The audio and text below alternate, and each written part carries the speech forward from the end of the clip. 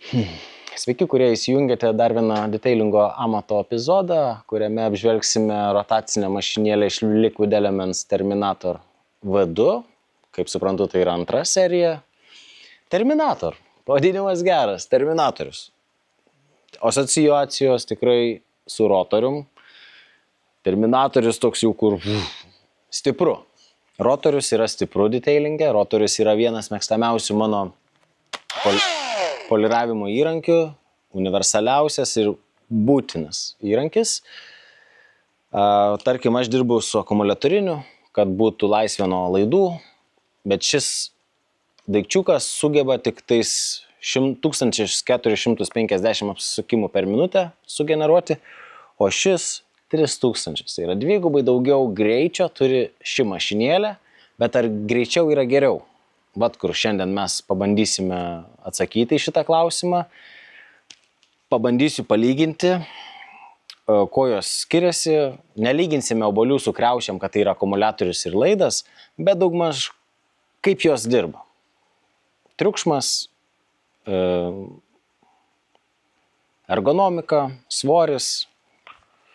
Svoris viens prie vieną toks pat atrodo. Net čiut-čiut dėl baterijos galbūt čiut-čiut sunkesnė. Arba mano kairė ranka sunkesnė.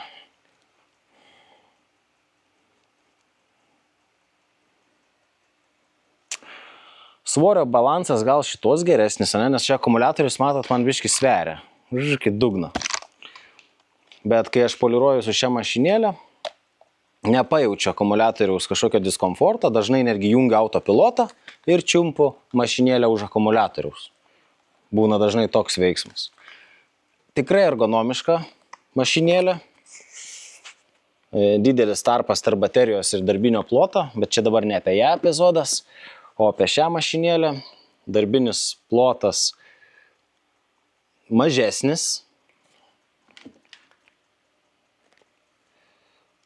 Darbinis plotas čiut-čiut mažesnis, bet tikrai sočiai, pilna vietos.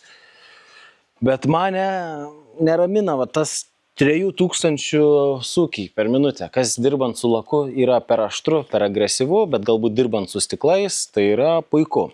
Tai yra universalesnis tikriausiai įrankis. Pažiūrėkim, kaip jinai jaučiasi ir ar nekaista. Tai užsidėsiu šiek tiek produktėlio. Aš su rotoriuku, kai dirbu, iš tikrųjų daugiau pastos koncentracijos dedu į kraštus.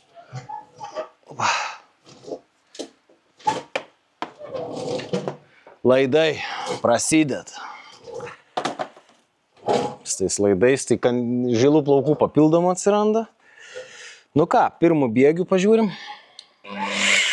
Turi va sankabą, spaudi gazą ir jinai įvažiuoja. Gerai. Bet nėra sankabos trigeryje. Tai yra jungiklis. Tai reiškia, kad paspaudžiat ir jinai pati pradeda veikti. Pavyzdys. Šis trigeris, žiūrėkit.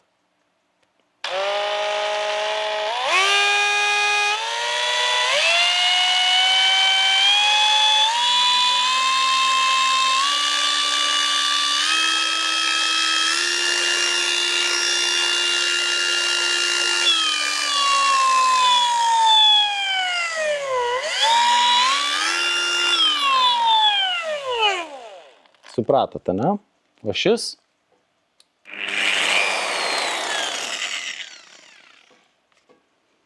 Dirbant rotorium, mes norim sankabos. Tai yra to ne jungiklio, norim gazo. Nes būna plotų, kai ateini ir tu čia šiuk atleidi čiut gazo ir lėtesnių greičių dirbi, kad neperkaitytum, neperskustum, arba kažkoks mažesnis plotas, ne, čia dirbam, užėjus čia, mažesnis plotas, mažiau greičio, noriu aš kontrolės gaze, čia kontrolės neturiu.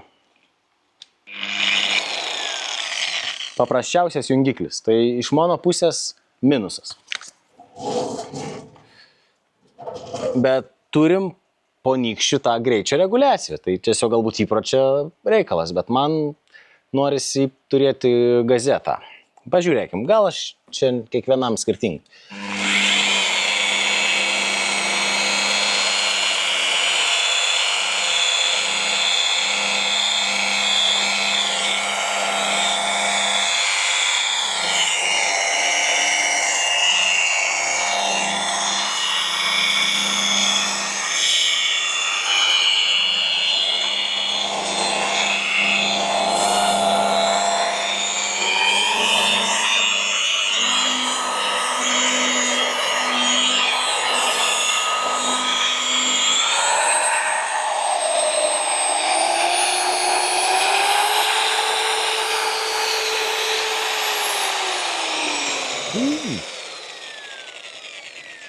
Wow.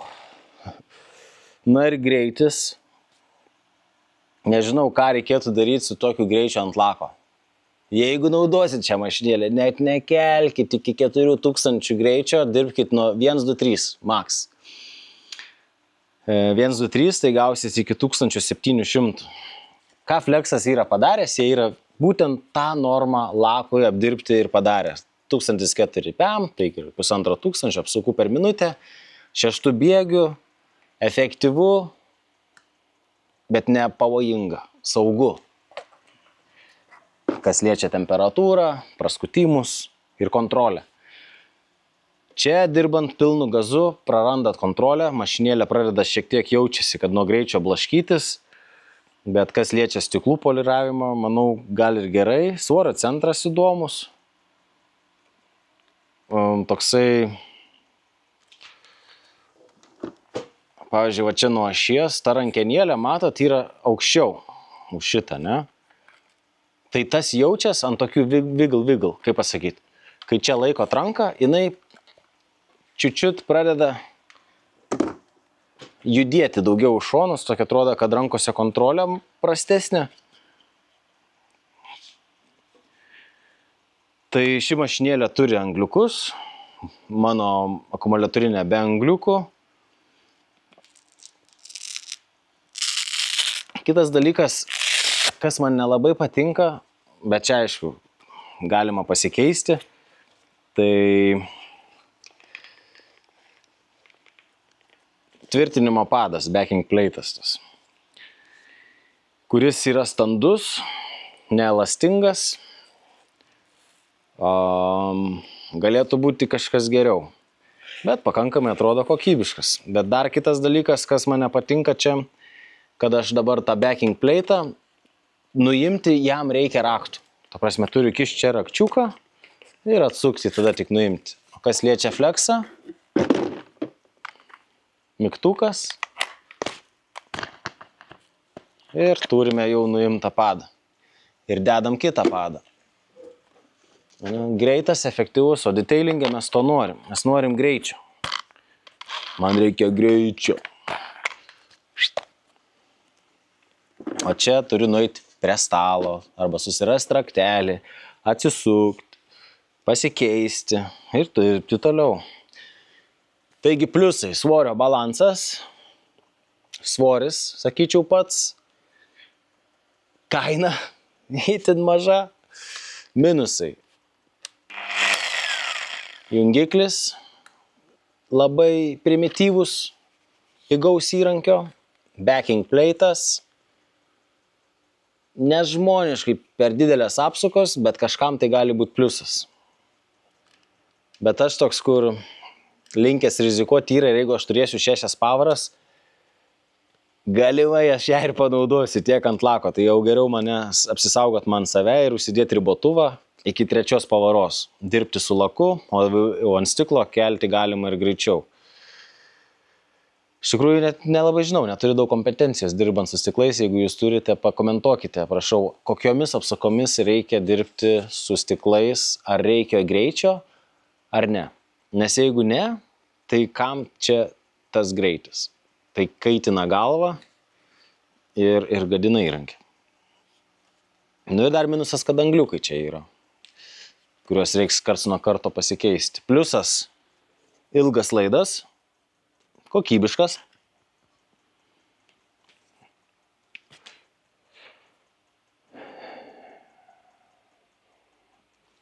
turi indikatorių, kada spaudžiama per daug. Tai užsidega raudona lemputė. Pagal kas daugiau pliusų nei minusų, tai kas svarstote, galvojate, viliuosi padėjau apsispręsti. Ir ačiū, kad žiūrėjote. Jeigu patiko video, paspauskit laiką, pakomentuokit, jeigu kažką tokio jau turite. O aš einu toliau su ją pasidarbuosiu, kad suprasčiau, kas čia per žvėris mano rankose.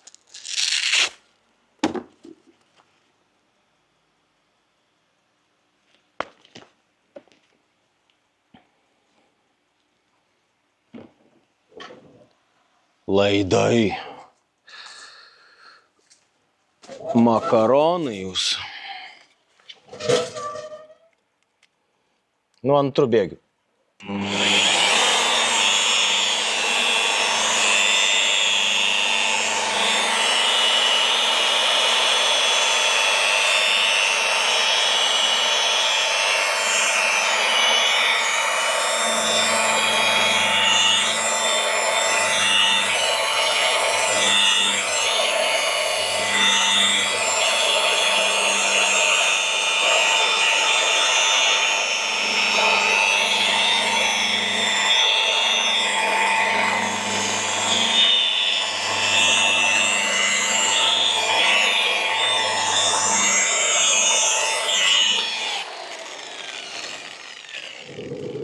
Šiaip, sakyčiau, visai garsi, tokia, taip erzinančiai garsi, tokia, labai toks šnarėjimas, toks šikždėjimas, toks keistas yra.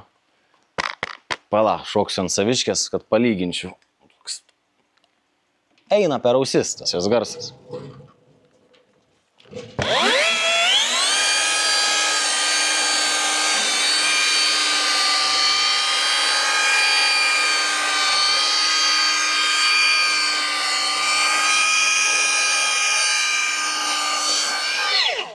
Mano garsas žymiai malonesnis ausiai. Ir šiaip to laido, kai nėra tokia laisvė dirbti, tiesiog nekeiščiau niekaip savo flexo į tą rotorių iš Liquid Elements, bet kaip pagalvojai 700 PM eurų mašinėlę prieš 200, yra ką pagalvoti, ne?